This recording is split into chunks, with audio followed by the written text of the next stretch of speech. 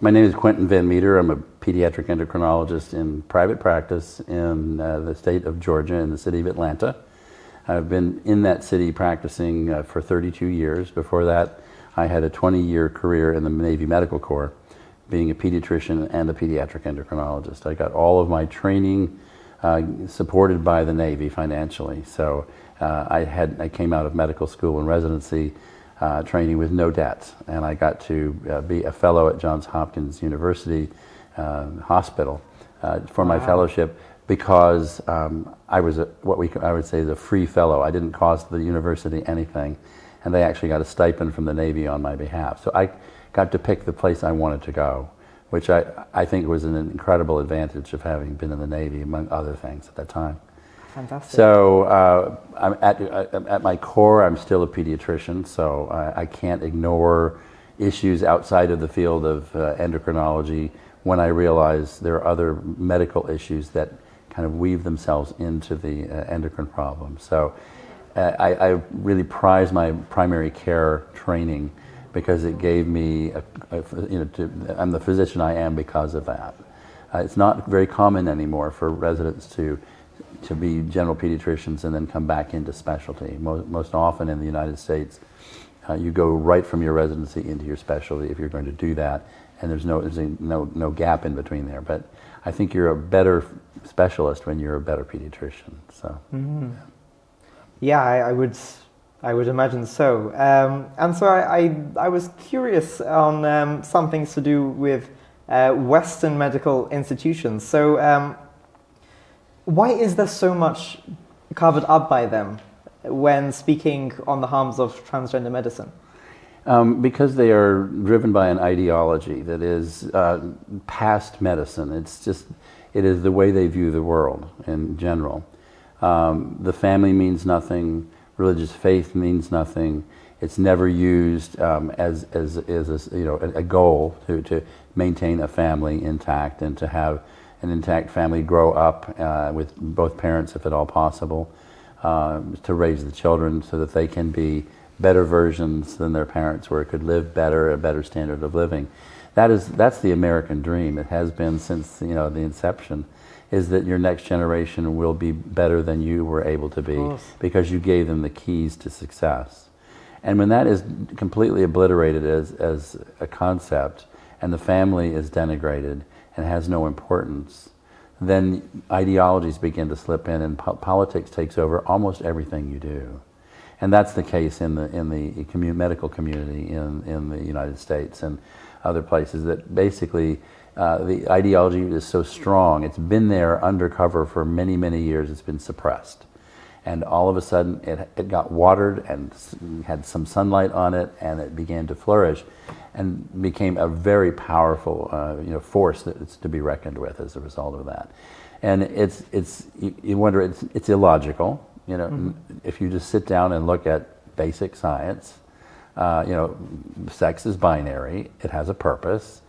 Puberty is a purposeful event that takes an immature body and turns them into a reproductive adult.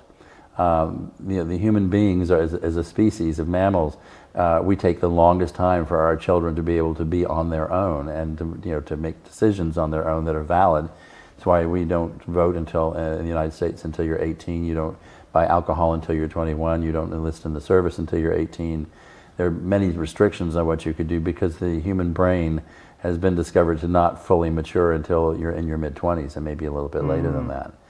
So, knowing that, it's very important for, the child growing up and the young adolescent and late adolescent to have a base of reality that they may disagree with. They're going to fight it. It's the nature of adolescence to say, my parents are dumbest people on the planet. Until I got to be 30, all of a sudden I realized they're the smartest people on the planet. Yeah.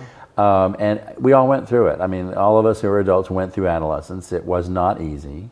There were some side effects that were very, very painful. My older brother, had severe acne. I mean, so bad, and I'd forgotten about how bad it was until I was doing some cataloging of old pictures, and I think I was 11 and he was 13, and his face was the worst mess ever. And I remember he had to go to a dermatologist and have all sorts of procedures done Bless that were him. really barbaric back then, probably not effective. But that was part of his adolescence. And on top of that, he was short. He ended up being 5'5" for final height. He was the smartest person on the planet that I knew. I thought he hung the moon. The only thing I could do better than him was I got to be taller than he was. So, brotherly competition.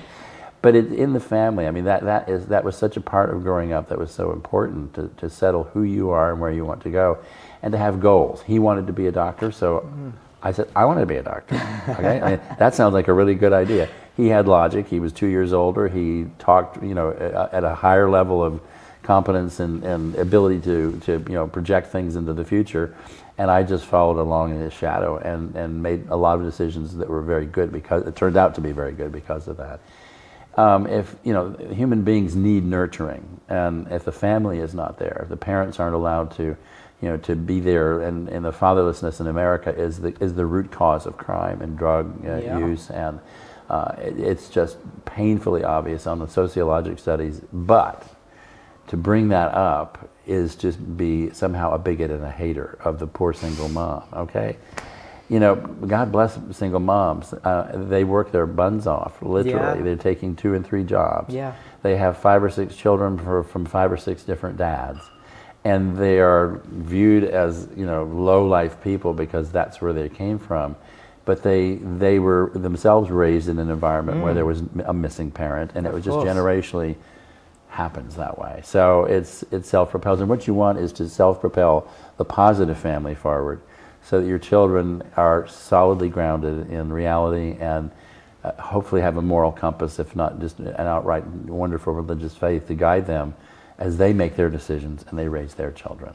So it's really important. And that ideology is the ideology of moral relativism. Just wants to knock all that down because it's in the way. It blocks the ability for them to control everybody. And they want to be in control. They're sort of power hungry, and they got a taste of the power that allows them to have permission to squash any opposition any way they can, to do it violently, to do it subtly, and that gives them a sense of, I'm in control and I really like it. A very self-centered worldview, but that's what drives the ideology, is that they are the kingmakers, and they are the people that are in an elite class that they'll tell you what you need to do, and you don't really know any better. Shaming and allowing you not to have an opinion of your own and express it in particular. Yeah, I mean, these are the kind of people that you see that have been, so hurt, and this obviously comes out as in this, how can I say it, like a huge self-defense, like they feel like they have to defend their own cause, they have to defend every thought that they have, and and then the thing about really does go out to people like this. But, I mean, they're not happy people. Yeah. And some if you could just push yourself to go over and give them a big hug and say, I really want you to have a good day and be a happy person. The attorneys I mentioned that were deposing me were the most miserably unhappy individuals. There was no humor. There were no smiles. They were all, in the business of passing sticky notes back to each other, talking, in front of me, behind my back, trying to ask questions to trick me into giving an answer that they could then quote back and say, well, we're going to have you, you can't be a witness in this case because you're not credible. Just the tricky sort of lawyer things that they do, just whether or not it's the truth or not makes no difference. It's just it's the game of, I'm going to make sure your opinion can't be heard by whatever means I have to. Yes. And that's, that should not happen in science. I mean, science should always be asking questions. Yes. You can't move forward in medicine if you have one opinion and you exclude every other possibility. The whole medical treatments for COVID situation in the United States, and the inability of people of science to be able to say, wait a minute, this drug is been effective. We don't have massive controlled studies, but for you to condemn me as somebody with no brain at all because I suggested the use of this in place of other things that are very much more expensive, and that drug companies can produce and now have a whole new revenue stream. This drug is dirt cheap, okay? there's so many instances of that along the way, and as you go through medicine, you kind of get a jaded view of, pharmaceutical companies are not all bad, but if they can get a new product online and replace something that's very much cheaper and have it become the standard of care, then they benefit from that financially. So money runs a lot of those decisions. It's not for the good of the patient. Yeah, this is what I actually wanted to touch on a bit. So, of course, there's pharmaceutical companies that are pushing out these hormone blockers and rather puberty blockers, all of these hormone treatments. So, in what ways can this impact the child? Well, puberty blockers are unfortunately not benign. Okay, the most recent publication that was abstracted and will be released in print form for the November issue of the Journal of Clinical Endocrinology and Metabolism. The lead article was about the necessity of pubertal hormone secretion to get the system started, and then the pulsatile nature of the signaling hormones from the brain is so critical to the neurologic development of the human being and the maturation of the brain that to make it be interrupted is to damage the pathway, and probably irreparably. And so, the trans activists are saying, well, there's no study that shows that it's harmful. Well, there are studies that show it's necessary. And so if you take away something that's necessary, how can it not be harmful? Okay, I mean, this is a great question back. Okay. But, you're not allowed to ask those questions. And I'm not in control of what gets published in journals. The editors of journals are right on that same woke train, kind of coordinating with medical school curriculum and with the people that, get them news stories on the morning shows in New York City, out of New York City. We've got a new lead article that says puberty blockers save lives, and they celebrate the author.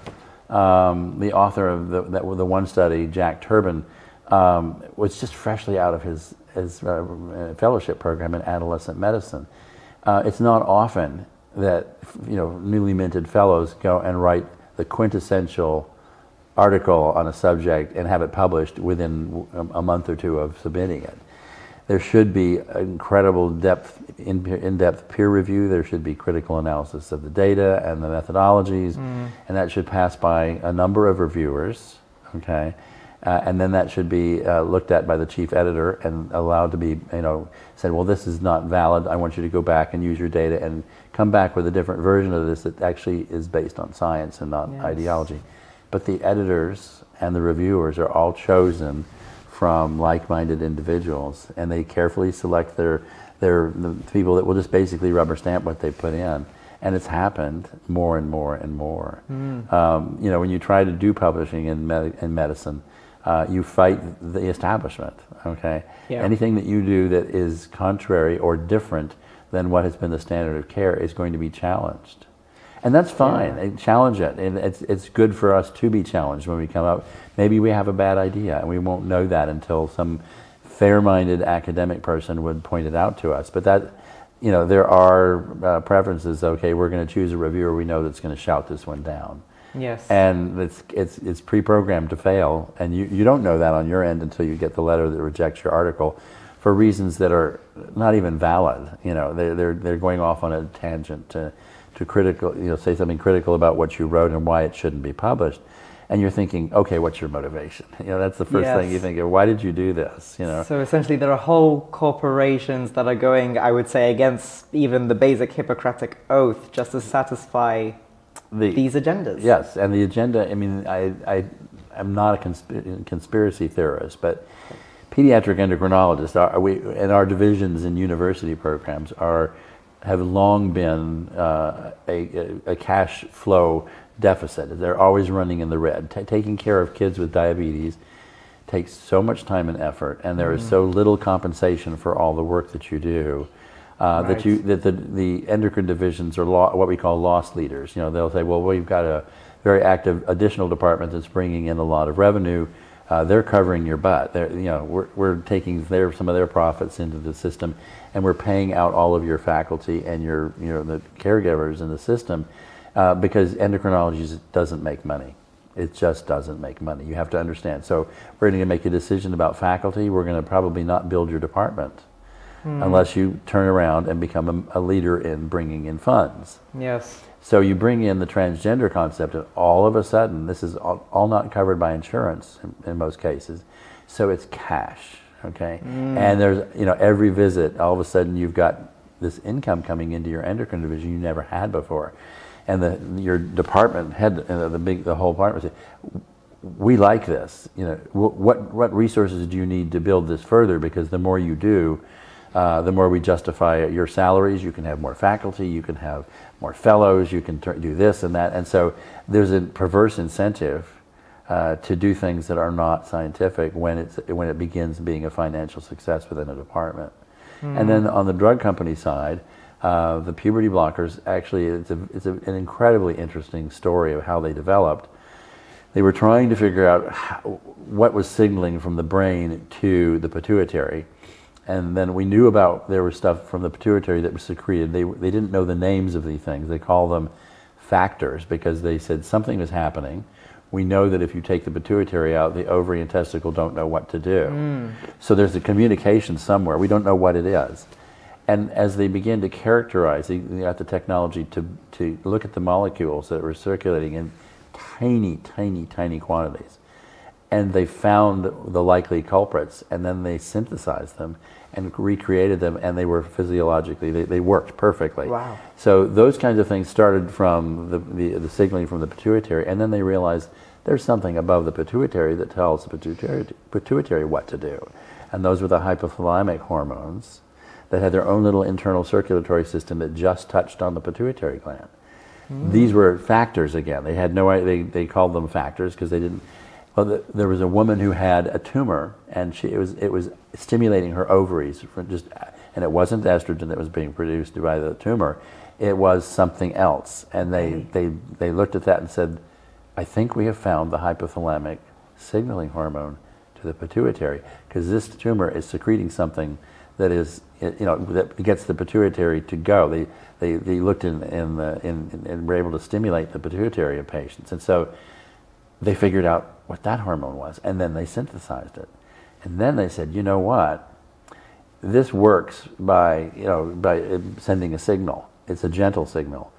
There's a concept of a receptor downgrading, the effect of hormones and receptors. If the receptor is overstimulated, if there's too much stimulation, it downregulates the receptor. And so they said, how about if we make this hormone that we've discovered, now we can call it a hormone, gonadotropin releasing hormone.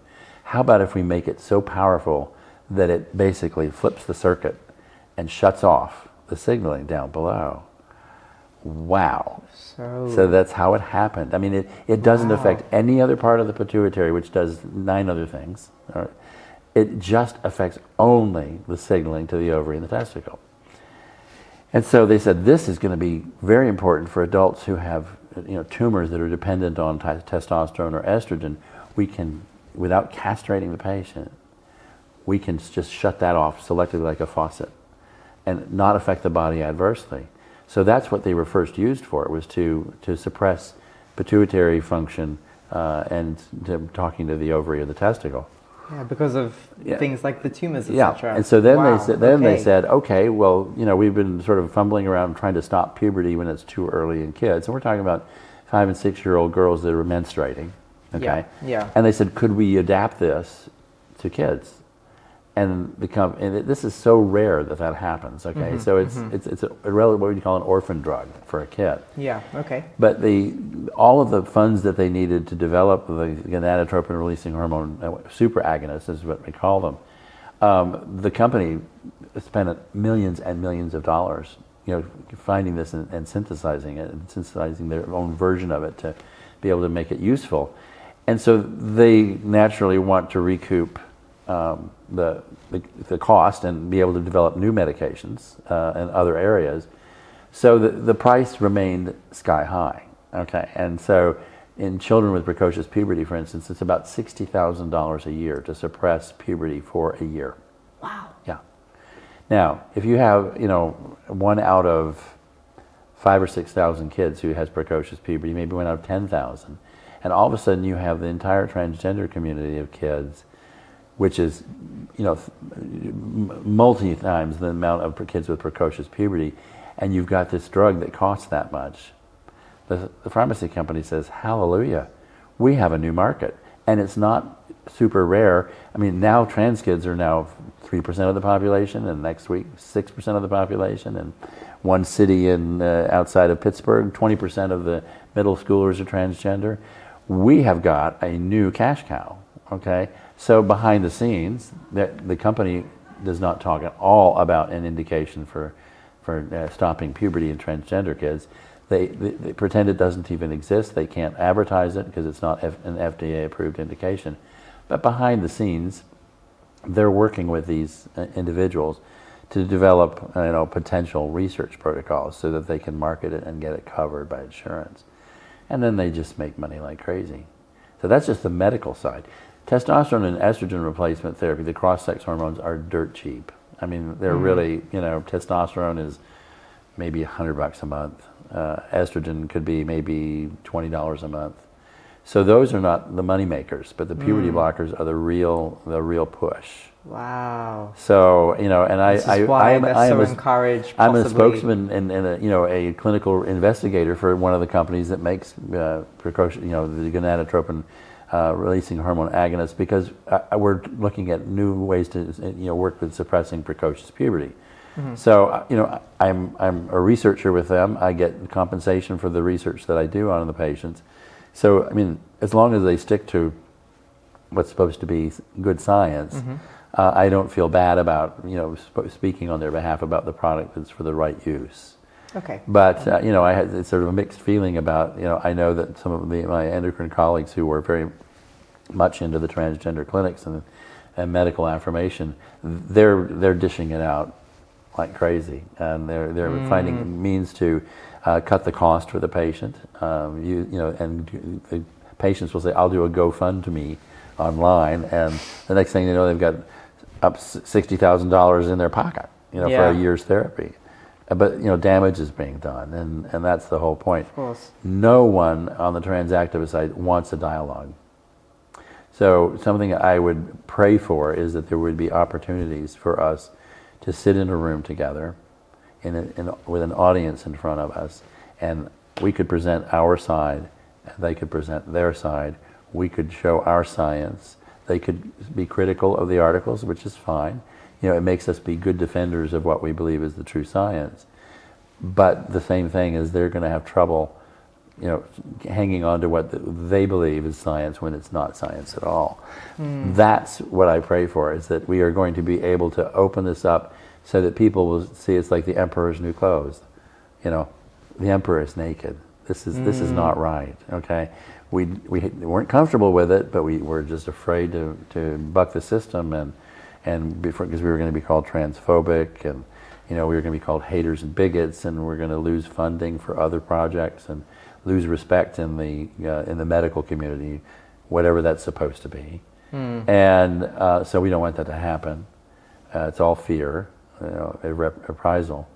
And so if the people can open their eyes and listen, the majority of physicians are interested in science, want to further science, and are not driven by money. I mean, people always talk about doctors wanting to make money, and that's all that drives them. Endocrinologists do an incredible amount of work for a very low relative pay, and it's okay. I do it because I'm passionate about it, and I want to do it. And that's why at my age I'm still practicing. Is that I have a brain that still functions. I have legs that carry me around. I can walk and talk and eat and sleep and survive, and as long as I can do that, I will take care of children, and that's what drives you forward.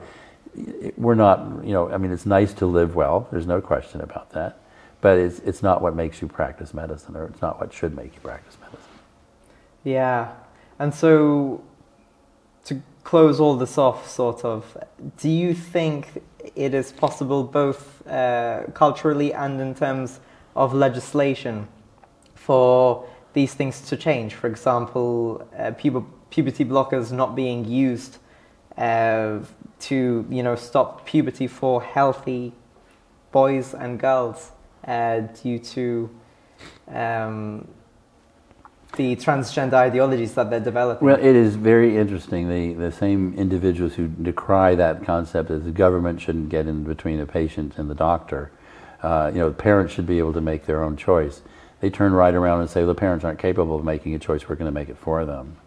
So it's very hypocritical. They're using the same argument, and if you put that across the whole spectrum of what they are promoting, it's inconsistent, consistently inconsistent. So it's like, wait a minute, you can't have your cake and eat it too, as we like to say. You're living on the edge of a circumstance where it's such a thin layer of protection, and we are starting to see holes being poked into that by the state laws.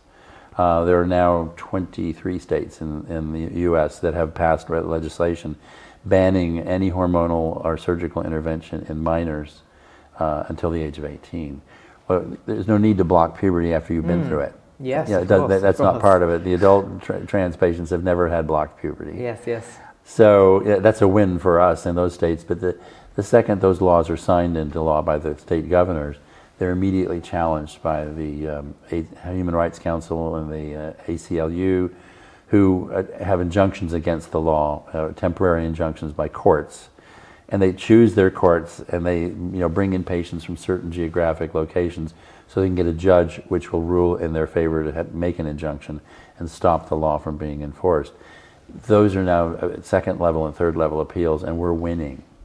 We're getting circuit court judges and regional federal court judges to uphold the state laws. And it's like, thank God, we have to know how to use the system, because the opposition certainly has been using the system to their advantage in the court system. If you can't get a law passed, go through the courts and have them legislate from the bench, as we call it. And so, this is happening. It's happening. More and more states are getting, in touch with each other and saying, how did you do that? Our law, had a snag over here, and so we sort of redid it. We want to pass that knowledge on to you, and you do your law.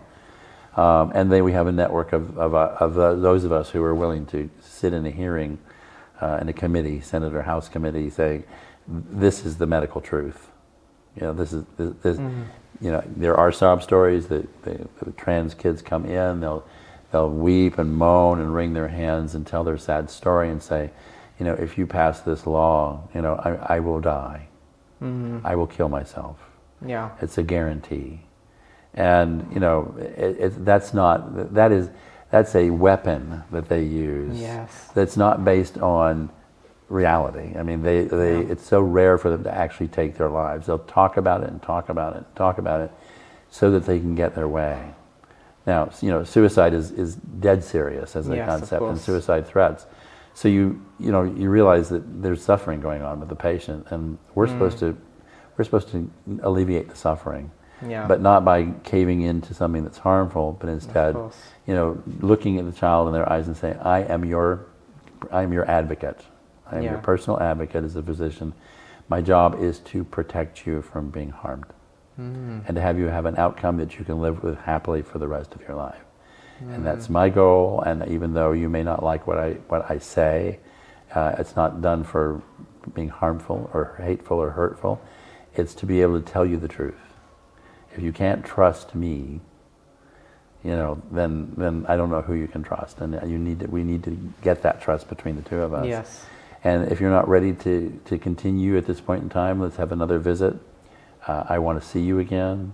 I will tell you that until I explain to you all of the information on the downsides to medical transition, and you listen to it, and you think about it, and we talk about it together, there's no possible way for me to prescribe any of these hormones for you. So we have a lot of work to do together. And I said, you're going to say, will you ever do that? I said, I have enough information on my side of the issue to make me be very, very concerned about the harm it would cause. But let's keep talking. I need to know you better. You need to know you better. Yes. and let's come up with it. Let's come up with a good decision for you. And when you get to be 18 and you're out of our purview as a patient, you have the freedom to do what you wish to do. But my goal is to help you understand everything I can, so you make a good decision with your life. Yeah. And that's what keeps the patients coming back, is even though I haven't given them what they immediately wanted, I said, like so many things that you want as a kid, you have to understand what it is, because it's much deeper and wider than you could ever suspect. Yes, I mean, it's like, 5-year-olds would love to drive a car, yet if you gave 5-year-olds a car, it would be quite destructive. Absolutely, So absolutely. It's the same with, making all of these, irreparable changes to a perfectly working body. Yeah. So just to finish now, what are some things that you would like to say to encourage IFTCC learning candidates? I would say to be sure to be a person of science when you're in your field of interest, be it mental health or if it's medicine. To be kind to those who disagree with you, to not get drawn into a battle of name calling and whatnot, because that, as much as there's the impulse to call an idiot, you get nowhere. So I think the more you learn about the facts, just be hungry for the facts. Be a good scientist and do your homework, instead of just doing an easy thing of just accepting something because somebody said it was the thing to do. Question everything. Okay, well, that's wonderful. Thank you very much, Dr. Quentin. We really appreciate this. Liam, great to talk with you. So glad I could.